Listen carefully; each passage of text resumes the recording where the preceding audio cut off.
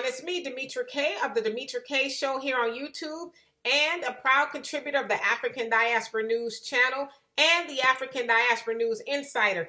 If you could please do me a favor and subscribe to all channels and like this video, I would greatly appreciate it. Now, this is an unfortunate story of Quawan Bobby Charles, who is a 15-year-old, was a 15-year-old rather, I should say, who was found dead in a sugarcane field. Actually, he drowned. So before we get into the story, please check out this video.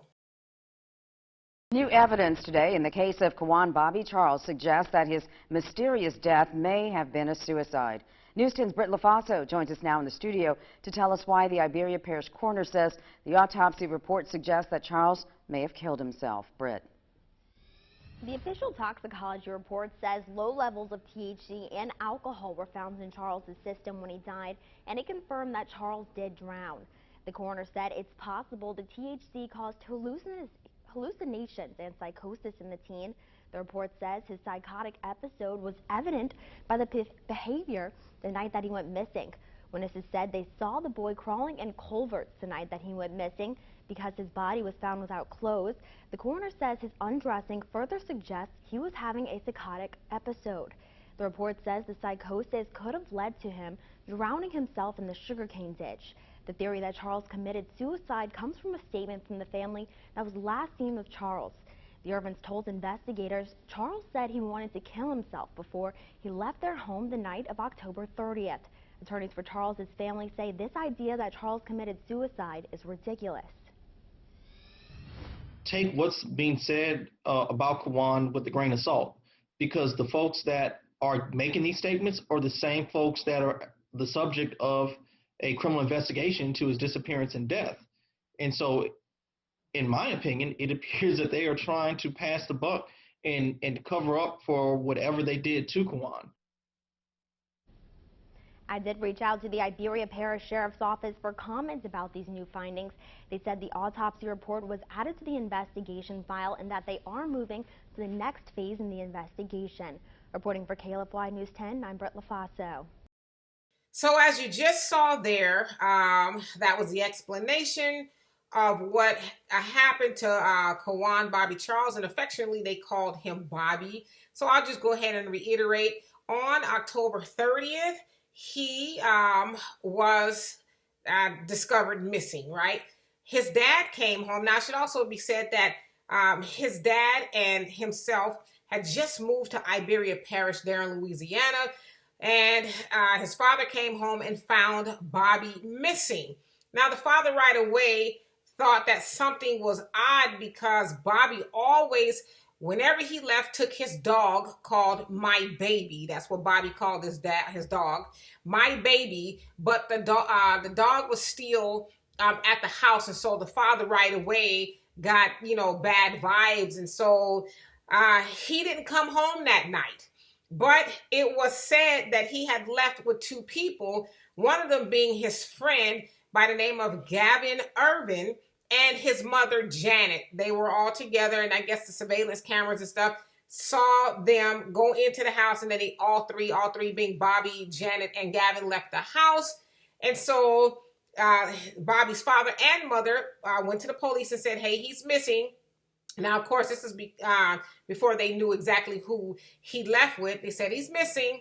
And a couple of days later, Bobby's body was found face down in a sugarcane field. Now, the initial reports came back and said that he had drowned. Now, mind you, the water was about 1.5 feet. Bobby is said to be about 5'6".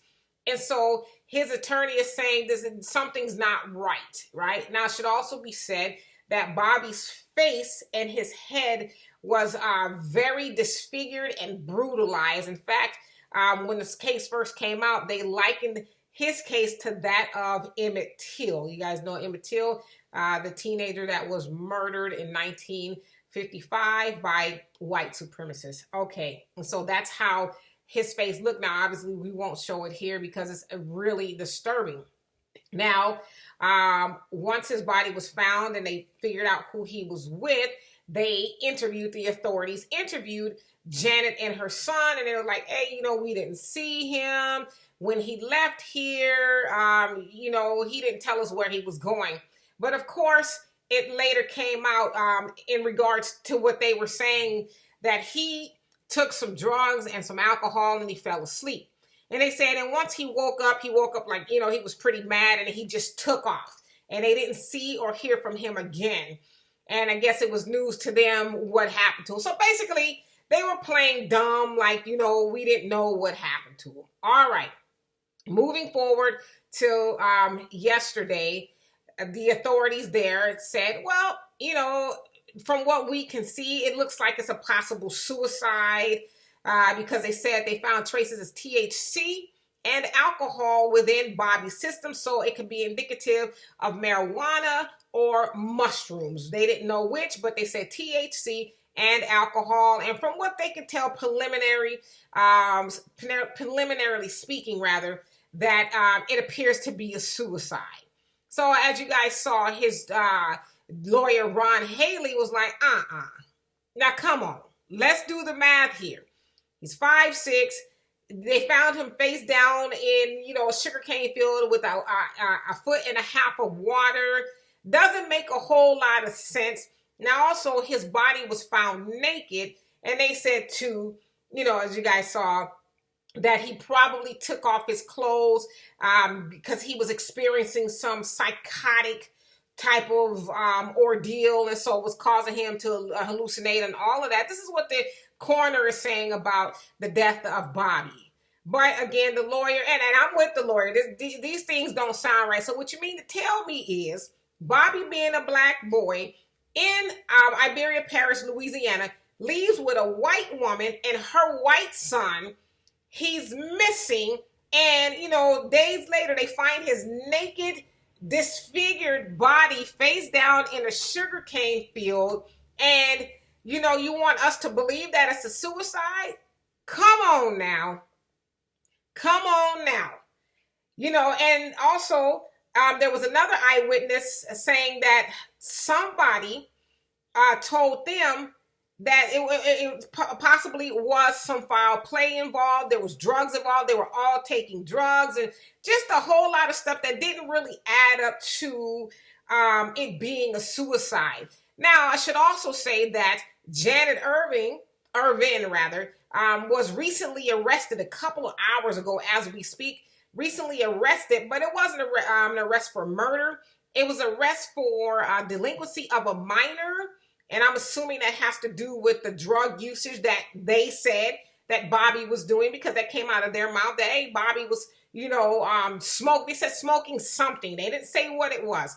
He was smoking something, and he drank some alcohol, and he passed out. So she was arrested for the delinquency of a minor and failing to report a missing minor, if you will. So that's still developing.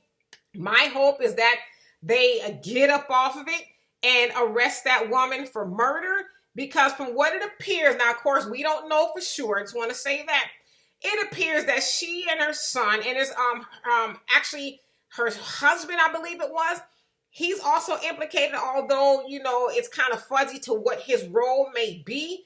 But I don't think it takes a rocket scientist to figure out that they are definitely complicit in the murder of Quawan Bobby Charles.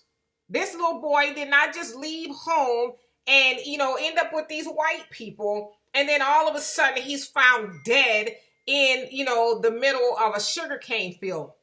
But I want to say this, and I know I don't have to say this to you all. We should be very careful of the company we allow our children to keep. Now, again, I don't know if the father allowed his son to keep company with these people. It said that the guy, Gavin, the 17-year-old, was his friend, so maybe the father did know. But I think we should just be a little bit more cautious as to who we allow around our children, especially in those situations. I mean, you guys see the photo of Janet. She looks a little sketchy. So if she and her son were to come up to my house wanting to hang out with my kid, I'd be like, not today. You hang out with my kid where? Oh, no, I don't think so. You have no business hanging out with my child. But, we Listen, I know a lot of people like to say, well, you know, it's a new day and age. Things aren't the way. Yes, they are. I would venture to say they're probably worse, okay? So we need to guard our children with everything within us and teach them. You know, and again, this is not an admonishment to poor Quawan Bobby Charles. God rest his soul. But we also need to teach our children, you know, to stranger danger, right? But we're going to stay tuned and follow up on this case and we'll see what happens with Janet. Hopefully they will bring, you know, some more charges because, you know, if you ask me, I believe she knows more than she's saying. All right. So for more insightful commentary, please subscribe to this channel and my channel, The Demetra Kaye Show, here on YouTube. Peace.